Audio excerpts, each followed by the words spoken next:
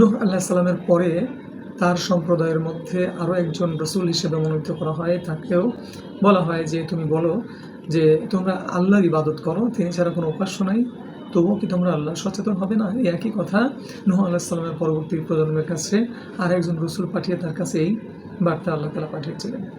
আল্লাহ তাআলা বলেছেন যে তার সম্প্রদায়ের নেতারাও ছিল সত্য অস্বীকারী। আখিরাতের জবাবদিহিতাকে ওরা মিথ্যা মনে করত। আমি ওদের দিয়েছিলাম পার্থিব ভোগ সম্ভার এবং প্রাচুর্য, আর তাতেই ওরা আসক্ত হয়ে গিয়েছিল। ওরা সম্প্রদায়ের লোকেদের বলেছিল, এই রসুল তো তোমাদের মতোই একজন মানুষ। এটাই আসলে মানুষের মূল সমস্যা।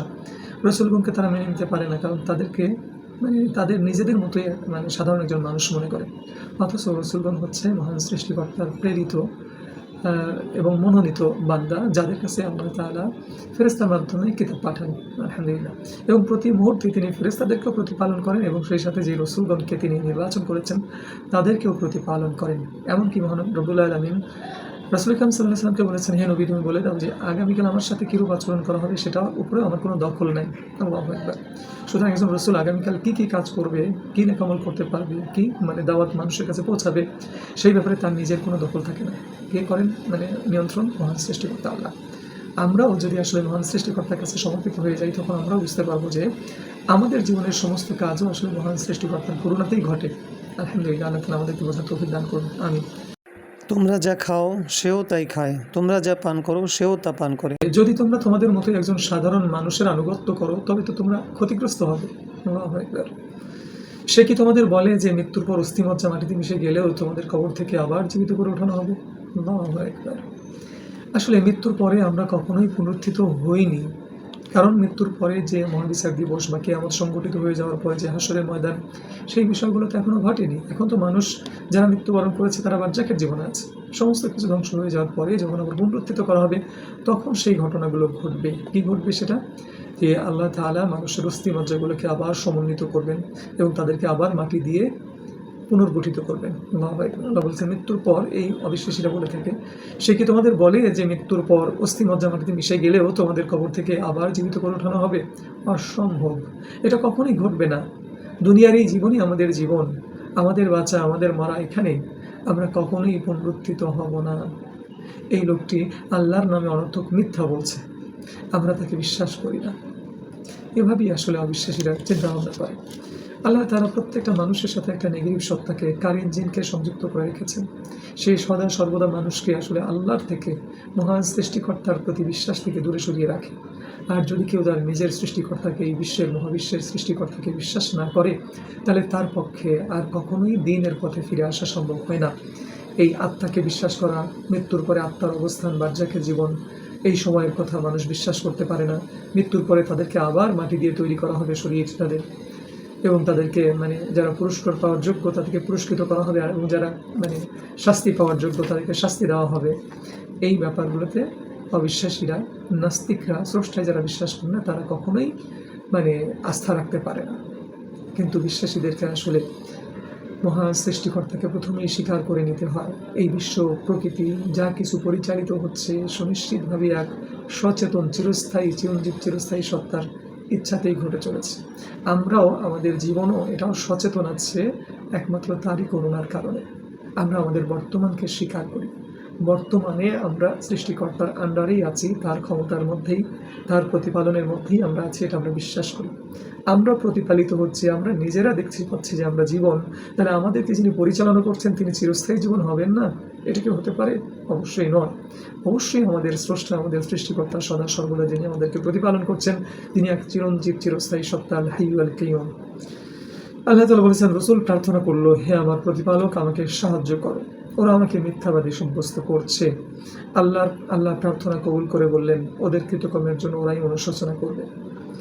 অতঃপর প্রতিশ্রুত আযাব ওদেরকে আঘাত হানল। ভয়ঙ্কর এক শব্দ সীমালঙ্ঘনকারী সম্প্রদায়কে তরঙ্গতাড়িত ঝরাপাতার আবর্জনার ন্যায় ছড়িয়ে মিশিয়ে দিলাম। আল্লাহ তাআলা এভাবেই আসলে একটা জাতিকে ধ্বংস করে ফেলেন। এই ধ্বংস আসলে চিরস্থায়ী ধ্বংস নয়। যখন একটা জাতি অবিশ্বাসের কারণে ধ্বংসপ্রাপ্ত হয়, সে তো পৃথিবীর বুক থেকে নিশ্চিহ্ন হয়ে যায়, কিন্তু তাদের আত্মাগুলো অভিশপ্ত অবস্থায় বার্জাকের জীবনে থাকে, এবং যখন তাদেরকে আবার পুনরুত্থিত করা হবে চিরস্থায়ী জাহান্নামে তারা নিক্ষিপ্ত হবে। কিন্তু তারা সেই পরিণতির কথা তো চিন্তাই করেনি। শুধু পৃথিবী থেকে যখন তারা মানে বিভিন্ন আযাবের মাধ্যমে বিদায় নিয়েছে, সেই সময় তারা আতঙ্কতাড়িত ছিল, কিন্তু সেই আতঙ্ক আসলে সাময়িক সময়ের জন্য। কিন্তু মৃত্যুর পরে পুনরুত্থিত হওয়ার পরে যে জাহান্নামের আযাব, সেটা তো এক চিরস্থায়ী ব্যাপার। ইয়া আল্লাহ, আমাদেরকে সেই চিরস্থায়ী আযাব থেকে হেফাজত করেন মালিক। তাদের পরও বহু প্রজাতির উত্থান ঘটিয়েছি, কোনো জাতি তাদের মেয়াদ বাড়াতে বা কমাতে পারেনি। তা সত্ত্বেও আমি একের পর এক রসুল প্রেরণ করেছি। যখনই কোনো জাতির নিকট রসুল এসেছে, তখনই তারা তাকে মিথ্যাবাদী বলে সাব্যস্ত করেছে, আর আমি ওদের একের পর এক ধ্বংস করেছি। ওরা হয়েছে কাহিনীর বিষয়। আল্লাহু আকবার। সত্য অস্বীকারীদের উপরে আযাব অনিবার্য। এখানে একটা গুরুত্বপূর্ণ বিষয় আল্লাহ তাআলা আলোচনা করেছেন, সেটা হলো যে তাদের পরেও আমি বহু জাতির উত্থান ঘটিয়েছি। এই যে বহু জাতির উত্থান আল্লাহ ঘটিয়েছেন, এটা কত সংখ্যক জাতি সেই সংখ্যাটা আমরা আসলে জানি না। এটা খেয়াল করার বিষয়। নূহ আলাইহিস সালাম 950 বছর দিনের দাওয়াতই দিয়েছেন, বেঁচে ছিলেন 1000 বছর। তার পরবর্তী প্রজন্মের কাছে যেই রসুলকে আল্লাহ পাঠালেন, সেই রসুলের ঘটনায় আমরা এখন জানলাম। সেই রসুলও সুনিশ্চিতভাবে সেরকম 1000 বছরের মতো হায়াত পেয়েছিলেন। কিন্তু ইব্রাহিম আলাইহিস সালাম, তিনি কিন্তু 1000 বছর হায়াত পান নাই। তিনি পেয়েছিলেন প্রায় 160 বা 70 বছর। 160 বা 70 বছর বয়সে তিনি মৃত্যুবরণ করেছিলেন। তাহলে এরকম সিচুয়েশনে আল্লাহ তাআলা এই নূহ আলাইহিস সালামের পরবর্তীতে একজন রসুলের কথা বলেছেন।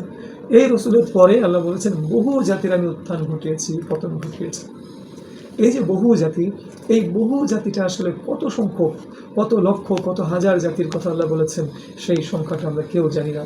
কারণ নূহ আলাইহিস সালাম 1000 বছর বেঁচে ছিলেন, তার পরবর্তীতে মানুষের হায়াত আস্তে আস্তে কমতে কমতে যখন তার হায়াত 170-80 বছর চলে আসলো, তখন ইব্রাহিম আলাইহিস সালামের হায়াতের সমসাময়িক যখন চলে আসলো, সেই সময় থেকে আবার আল্লাহ তাআলা বিভিন্ন নবী রাসূলের ঘটনা বর্ণনা করেছেন।